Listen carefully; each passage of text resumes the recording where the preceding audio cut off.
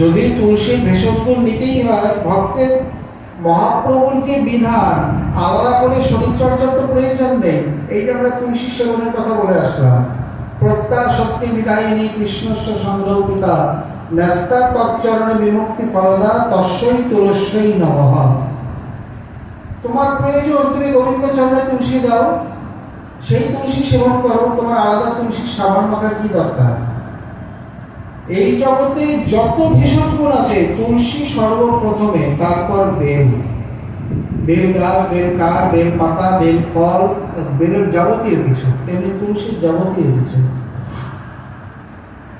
এখানে তুলসীর সেবনের কথা তো আগেই বলে দিলেন, আপনার আলাদা করে তুলসী প্রয়োগ করার বা বাথরুমে নিয়ে যাওয়ার কি দরকার? ভক্তের কোনো প্রয়োজন নেই। এই স্থানে ইনিও প্রতিদিন 10টা করে তুলসী পাতা সেবন করতে লাগলেন। 3 দিনের মধ্যে ওই যে কানে তালা অংশটা ছিল সেটা চলে গেল, অনেকটা আরাম পেলেন, চিত্তে একটা দৃঢ় ভরসা আস্থা এলো। এরপর পরপর 7 দিন 10টা করে তুলসী পাতা তিনি সেবন করেছেন।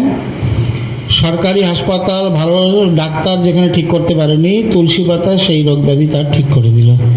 আপনা আপনি কান আগে যেমনকার ছিল তেমনি হয়ে গেল। অতএব এ তো গেল তুলসীর ভেষজ গুণের কথা। এখানে আজ থেকে বেশ কিছু বছর আগে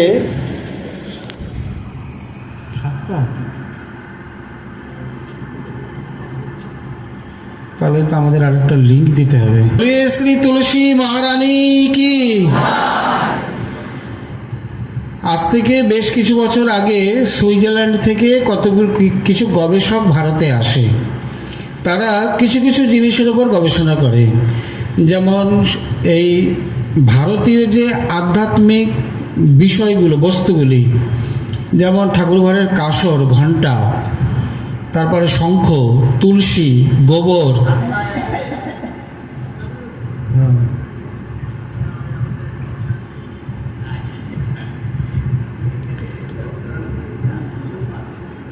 একের পর এক গবেষণা করে। অন্য তত্ত্বগুলো আমরা পরে যাব, আজকে আমাদের তুলসীর আলোচনা, তুলসী কথাই আমরা বলি। তারা এসে পরীক্ষা করে দেখিয়ে দিলেন, এক গ্লাস জলে যদি আপনি একটা ভালো মানে মাঝারি সাইজের তুলসী পাতা দিয়ে রাখেন, 1 ঘন্টার মধ্যে জলটা পুরো রেকটিফাই হয়ে যায়, মানে সম্পূর্ণ পরিশুদ্ধ হয়ে গেল, ওর মধ্যে কোনো রোগ জীবাণু থাকে না। যেখানে দেখা গেছে যে জলকে ফুটিয়েও অনেক সময় ভাইরাস ফ্রি করা যায় না, সেখানে তুলসীর এত গুণ। একটি তুলসী পাতা যদি 1 গ্লাস জলের মধ্যে 1 ঘন্টা থাকে, তাহলে জলটা সম্পূর্ণরূপে পরিশুদ্ধ। পশ্চিম ভারত আর পূর্ব ভারতের মধ্যে বাস্তুরও একটু ভিন্ন ভিন্নতা রয়েছে। পশ্চিম ভারতের লোকেরা পশ্চিম দিকে মুখ করে ঘর করে, আর পূর্ব দিকে বা খনার বচনে রয়েছে দক্ষিণমুখী ঘরের রাজা, পূবমুখী তার প্রজা।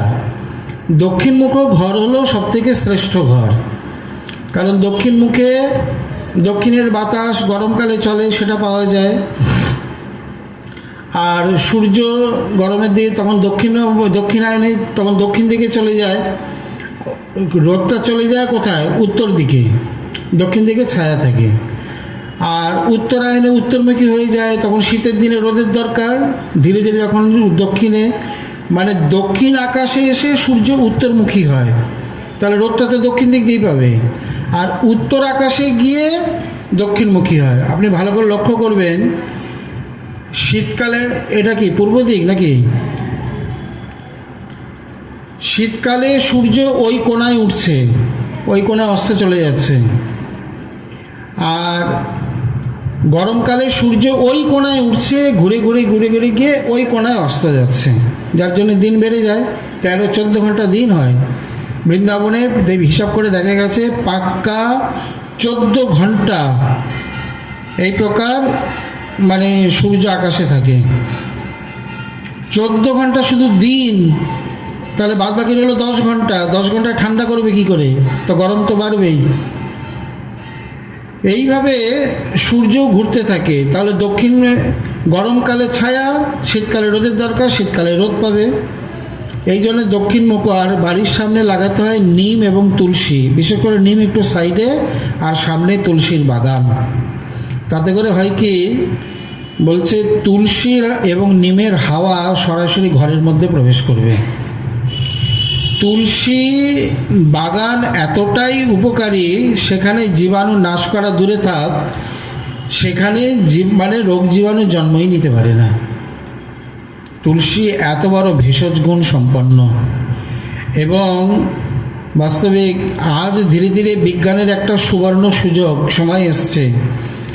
বহু লোক এতদিন পরাধীন থাকার ফলে, ভারতবর্ষ কত বছর পরাধীন ছিল?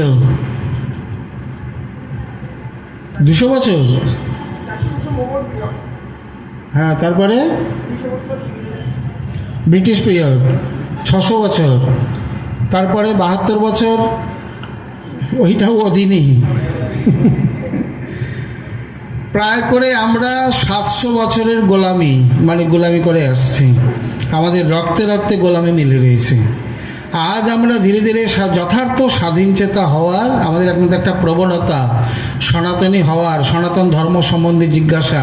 আগে যাকে দেখলে নাসিকা কুঞ্চন, নিন্দা করতো, ক্রিটিসাইজ করতো, আজ তাকে দেখে সব জানতে ইচ্ছা করছে। কেন করছে? এই যে 2020-তে করোনার সময় বা হাত ধুয়েছ, স্যানিটাইজার সঙ্গে সঙ্গে কত যে স্যানিটাইজার বিক্রি হয়েছে, হাত ধোয়া, পা ধোয়া, জামা কাপড় ছাড়া।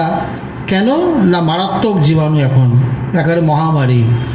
আর ভক্তগণ যখন স্বাভাবিকভাবে বাইরে গেলে হাত পা ধুয়ে জামা কাপড় ছেড়ে তারপর ঘরে ঢোকে বা পবিত্রতা বজায় রাখে, তখন সেটা শুচিবাই, তখন সেটা লোক দেখানো। তাহলে তোমরা বিজ্ঞানী না তারা বিজ্ঞানী? তারা এটা আগে থেকেই জানতো। এই জন্যে তারা আগে থেকে হাত পা ধুয়ে পরিষ্কার পরিচ্ছন্নভাবে, এই যে হ্যান্ডশেক করা, এগুলো পাশ্চাত্য সংস্কার, করমর্দন করা। ভারতীয় সংস্কারে দূর থেকে প্রণাম। না জানি কোথাকার কোন রোগ ব্যাধি, না কোন জীবাণু, না কোথা থেকে পায়খানা থেকে কোত্থেকে এসছে, সুচিতা নেই। অজানা ব্যক্তিকে কেন এই প্রকার হাত ধরব? এটা ভারতীয় সংস্কার নয়। এই রূপে করোনার সময় দেখা গেছে হাতে হাতে একটা চেক নিয়েছিলেন, তাতেই মারা গেছে ওইভাবে সংক্রমিত হয়ে। তো সেখানে এই যে সুচিতা, পবিত্রতা, এখানে বৈষ্ণবগণ যে করছেন বা করেন, তার অনেক অনেক বৈজ্ঞানিক কারণ রয়েছে। তুলসীর সম্বন্ধ, তুলসীর বাগিচায় যেখানে রোগ জীবাণু জন্ম নিতেই পারে না, রোগ জীবাণু নাশ হওয়া তো দূরে থাক, এই জন্যে গৃহের সম্মুখে তুলসী। আচ্ছা, আমরা যে প্রতিদিন বন্দনা কীর্তন করি, 56 ভোগ 36 ব্যঞ্জন, বিনা তুলসী প্রভু একনাহি মানি, করি তো সবাই নাকি? কজন করেন তুলসী বন্দনা? মোটামুটি সবাই না? হাতে গোনা, হাতে গোনাই। এগুলো ভক্ত অভক্ত বলে কোনো কথা নেই। যে করবে তারই মঙ্গল, তারই লাভ। করে দেখবেন জীবনে কত লাভ পাবেন। হিসাবে তুলনামূলকভাবে আমরা একটা ছোট্ট কথা বলিনি, সাধারণ ব্যক্তির থেকে ভক্তগণ অনেক নীরব, এটা মানেন তো? সাধারণ মানুষের, বঙ্গবাসীর পূর্ববঙ্গে পশ্চিমবঙ্গে একটা ধারণা রয়েছে, গঙ্গা ফল মানে আমিষাদি না খেলে রোগ জীবাণু, শরীর রোগ ব্যাধি হবে, লেখাপড়া হবে না, শরীর দুর্বল হয়ে পড়বে, ইত্যাদি ইত্যাদি। আপনি যে কোনো একটা সরকারি বেসরকারি হাসপাতালে চলে যান, ছোট বড় যে কোনো একটা, গিয়ে দেখুন কজন আমিষাশী সাধারণ জীব সেখানে শুয়ে আছে, কজন নিরামিষাশী ভক্ত সেখানে শুয়ে আছে। এর থেকে বড় প্রমাণ আর কি? এমনি প্রমাণ কি দেখা গেছে, একজন আমিষাশী ব্যক্তি যদি ক্যান্সারের সঙ্গে 10 বছর লড়াই করে, 10 বছর লড়াই করে হয়তো মরে গেল, নিরামিষাশী ব্যক্তি সেখানে 15 বছর লড়াই করতে পারবে। তার শরীরের প্রতিরোধক ক্ষমতা আরও বেশি আমিষের থেকে। আপনি কি বলেন যে আমিষ না খেলে শরীর নষ্ট হয়ে যাবে? আমিষের থেকে ফলমূল, শাকসবজি, দুধ ইত্যাদিতে যে শক্তি রয়েছে, সেখানে আমিষের সেই শক্তি কোথায়? আজ সারা বিশ্বব্যাপী যারা যারা বুঝতে পারছেন তারা সবাই নিরামিষে চলে আসছে। এই একটা বিজ্ঞানের সুবর্ণ দিন, সুযোগ, মানে যুগ। তো এই রূপে এটা কি ভগবানের জেদ যে তুলসী না দিলে আমি গ্রহণ করব না? যা কিছু, এমনকি একটা প্রদীপের আরতি প্রদীপটা কি খাবে নাকি? বলে না, ওর মধ্যে তুলসী দাও, সংক্ষেপে তুলসী দাও। যে কোনো কিছুতে তুলসী দিয়ে তবে ওটা আরতি হবে, তবে ওটা ঠাকুর গ্রহণ করবেন। মানে বলে বৈষ্ণবগণ না বড্ড জেদি। যেখানে তুলসী পাতা নেই, হরিভক্তি বিলাস বলছে তুলসী পাতা নাই থাকতে পারে, বরফের দেশ, ঠান্ডার দেশ, দুর্গম দেশ, তুলসী পাতার অভাব হতেই পারে। তুলসী পাতা শুকিয়ে রাখো, তুলসীর কাঠ নিয়ে আসো। চন্দনের সঙ্গে যারা হরিচন্দন মানে তুলসী কাঠ ঘষে ভগবানকে শৃঙ্গার করেন, এমনি চন্দনের থেকে শ্রীহরি হরিচন্দনের শৃঙ্গারে বেশি সুখী হন, বেশি সন্তুষ্ট হন। প্রতিদিন ভোগের রন্ধনের সময় এমনি কাঠের সঙ্গে যদি দু একটা তুলসী কাঠ থাকে, সেই ভোগ ঠাকুর আরও বেশি পছন্দ করেন। সর্বত্র তুলসীর এতখানি মানে ওতপ্রোত সংস্পর্শ, তুলসী ছাড়া হবে না। এমনকি খুবই নিতান্ত দুর্দিনে তুলসী নাম উচ্চারণ করো, তাও ঠাকুর সেবা দিই। এখানে এবার আমরা এতে গেল আমাদের বৈষ্ণবীয় বিধান। এবার আমরা আমাদের বৈজ্ঞানিক বিধান বা আমাদের শারীরিক প্রয়োগ আদিতে দেখিনি কেন ভগবান এই কথা বলছেন, কেন আচার্যগণ এই বিধান এই বাণী লিখে রেখে গেছেন। যেমন আমরা বললাম, এক গ্লাস জলে যদি একটা তুলসী পাতা থাকে, সেটা 1 ঘন্টা পর জীবাণুমুক্ত। এবার ঠাকুরের ভোগে, এখন এই বলতে গেলে একটু অন্য প্রসঙ্গ, মানে দুটোর সঙ্গে সম্বন্ধ রয়েছে, যাই হোক, ঠাকুরের সঙ্গে আপনার যে ঠাকুরের ভোগ, ভোগ কিভাবে হয়। এখানে তো বহু ভক্ত নিত্য পাঠ কীর্তন হয়। যদি আপনাদেরকেও জিজ্ঞাসা করা হয়, মনে করুন নতুন ব্যক্তি কিছু জানে না, কেবল ভোগ ভোগ প্রসাদ শব্দ শুনছে, তাকে যদি কেউ যদি আপনাকে জিজ্ঞাসা করে যে ঠাকুরের ভোগ কিভাবে হয়, কোন পদ্ধতিতে ঠাকুরের ভোগ হয়, তাহলে আপনি তাকে কি বলবেন বা এক কথায় কি বুঝাবেন? ঠাকুরের ভোগ হয় কিভাবে? তুলসী দিয়ে? আচ্ছা, একজন বললো, আরেকজন?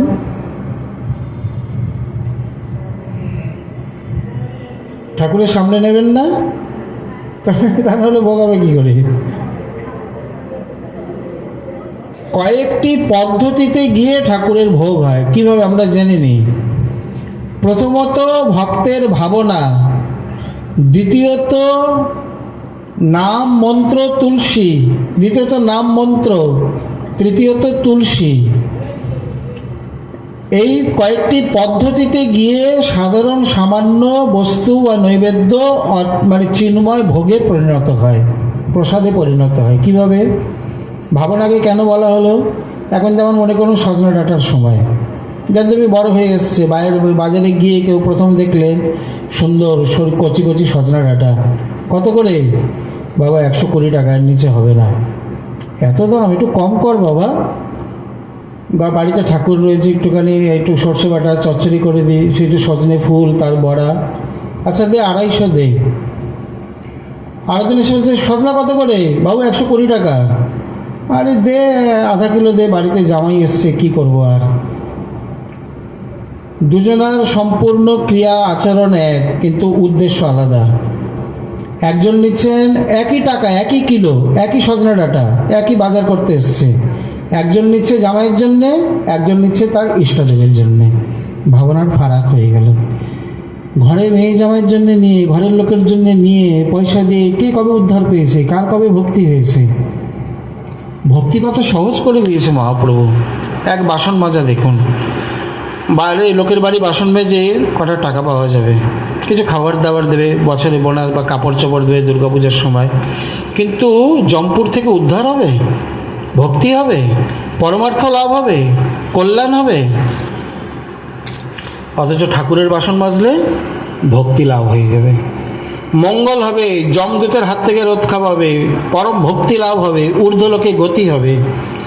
শাস্ত্রে পরিষ্কার রয়েছে, এক অঙ্গ সাধে কেহ, সাধে বহু অঙ্গ, নিষ্ঠা হইলে উপজয় প্রেমের তরঙ্গ। গিরি নামে এক ভক্ত বাসন মেজে সিদ্ধি লাভ করেছেন, ঠাকুরের বাসন মেজে। ঠাকুরের জন্য ফুল তোলা, বাসন মাজা, ঝাড়ু দেওয়া, মার্জন করা, ভোগ রন্ধন করা, চাকরি ব্যবসা করা, যে কোনো কিছু তাকে উদ্দেশ্য করে যা করবে সেটাই ভক্তিতে পরিণত হবে। এত বড় মহিমা। তাহলে প্রথম হলো ভক্তের ভাবনা, এখানে শেষ হয়নি। এরপরে ঠাকুরের ভোগ রন্ধন আদির সময় মানে তাকে এনে প্রথমে আমানিয়া করলেন, জল সংস্কার, প্রথমে জলে ভালো করে ধুয়ে নিলেন, তারপরে আগুনে মানে অগ্নি সংস্কার, তাকে রান্না করলেন। শ্রীজি প্রভু বলছেন, কলৌ যত্ত অন্য ভক্তি কর্তব্যা তত্ত্ব নাম সংকীর্তন যোগে নৈব। কলিতে যে ভক্তি যাজন করবে প্রতিটি ভক্তি অঙ্গ নাম সংকীর্তনের সঙ্গে, নামকে বাদ দিয়ে নয়। এখন প্রশ্ন হলো, সবজি আমানি করার সময় বা ভোগ রন্ধনের সময় নাম করব কি করে? মুখ দিয়ে তো অনেক সময় থুতু টুতু ছিটে যেতে পারে, বলে পারে। সেখানে তাহলে মুখ বন্ধ করে বিভিন্ন প্রার্থনা বা মনে মনে গুনগুন করে করবেন, বা মুখে মাস্ক দিয়ে নেবেন, তাহলে আরও ভালো হবে। চিন্তা নেই। এইভাবে ভোগ রন্ধন করার সময় তখন চিন্তা করবেন, আমি আমার গোপালের জন্যে, রাধারানীর জন্য রন্ধন করছি। ঠাকুরের রন্ধন করার একটা মন্ত্র আছে, আপনারা জানেন কি না? এখানে প্রতিদিন এই ভক্তের মন চঞ্চল হয়ে গেছে, একটু হাওয়া দিতে পারিনি অমনি মন চঞ্চল। আপনারা জানেন রাধারানীকে আহ্বান করার মন্ত্র ঠাকুরের রান্নার আগে? এখানে তো অনেক দীক্ষিত ভক্ত আছে। প্রতিদিন ঠাকুরের রন্ধন করার আগে একটা মন্ত্র বলতে হয়, আগচ্ছ আগচ্ছ রাধে বৃন্দাবনেশ্বরী লক্ষ্মীশে কৃষ্ণার্থং ক্রিয়তাং পাকং তদন্নং দেব দুর্লভম তয়া যৎ পচ্ছতে দেবী তদন্নং দেব দুর্লভম তদন্নং অমৃতং দেবী ভক্তুর আয়ুষ্করং পরম। আগচ্ছ আগচ্ছ দেবী, হে লক্ষ্মীশে, হে রাধে, তোমাকে আমি আহ্বান করি কিসের জন্যে? কৃষ্ণার্থং ক্রিয়তাং পাকং, কৃষ্ণের জন্যে, কৃষ্ণের রন্ধনের জন্যে তোমাকে আমি আহ্বান করি। কারণ তয়া যৎ পচ্ছতে দেবী, তুমি যেটা রান্না করো সেটি দেব দুর্লভ, সেটি অমৃত, অত্যন্ত সাধুময়, এবং যিনি গ্রহণ করেন তার আয়ু ইত্যাদি বর্ধিত হয়। দুর্বাসা ঋষি রাধারানীকে এই বর দান করে, যার জন্যে তো মা যশোদা এই কথা জানার পর থেকে প্রতিদিন রাধারানীকে আহ্বান করে নিজের নন্দালয়ে নিয়ে আসতেন, সে বর্ষানায় থাকুক বা জাবটে থাকুক। এইভাবে রাধারানীকে আগে আহ্বান করতে হয়। যেমন রাঘব পণ্ডিতের ভবনে রাধারানী স্বয়ং রন্ধন করেন। ঠাকুরের রান্না আমরা কি জানি? তিনি জানেন, লক্ষ্মী দেবী জানেন, রাধারানী জানেন। ওই যে ভোগারতিতে কীর্তন করে না, তোমার সেবার কিবা জানি, সেবা জানে রাধা ঠাকুরানী, সেবা জানে মা শচী রানী, আমরা কি জানি? এইভাবে ভক্তের ভাবনায় রন্ধন করলেন। তারপর ঠাকুরের সামনে দিয়ে ঠাকুরের যে 56 ভোগ, মনে বাইরে যতই ডাল আলু সিদ্ধ যাই হোক, মনে করতে হবে এখানে ঠাকুরের 56 ভোগ, সেখানে আমার দিনহীনের এই সামান্য একটু সিদ্ধ ভাজাও তার এক কোণায় রয়েছে। এইভাবে ভোগ তৈরি করে তার উপর তুলসী মঞ্জরি, তুলসী পাতার থেকে তুলসী মঞ্জরির গুণ বেশি, অতএব সেখানে সেই মঞ্জরিকে দিয়ে তারপরে ভোগ লাগাবার যে যে নিয়ম আছে, যার যার গুরুদেব যেভাবে বলেছেন, প্রথমে শুদ্ধিকরণ অমৃতিকরণ করে তারপর ভোগ যার যার যে দেবতার মন্ত্রে নিবেদন করবেন, তার তার মন্ত্র জপ করে বাইরে এসে 10 বার গায়ত্রী জপ এবং নাম জপ। এখন এইভাবে ভোগ লাগে, এটা আমরা সংক্ষেপে বলে দিচ্ছি, বিশেষ বিশেষ নিজের গুরুদেবের কাছ থেকে জেনে নেবেন, শিক্ষাগুরু আদির কাছ থেকে। এইভাবে কমপক্ষে 2-3 রাউন্ডে ভোগ লাগাতে প্রায় 40 মিনিট 50 মিনিট লেগেই যায়।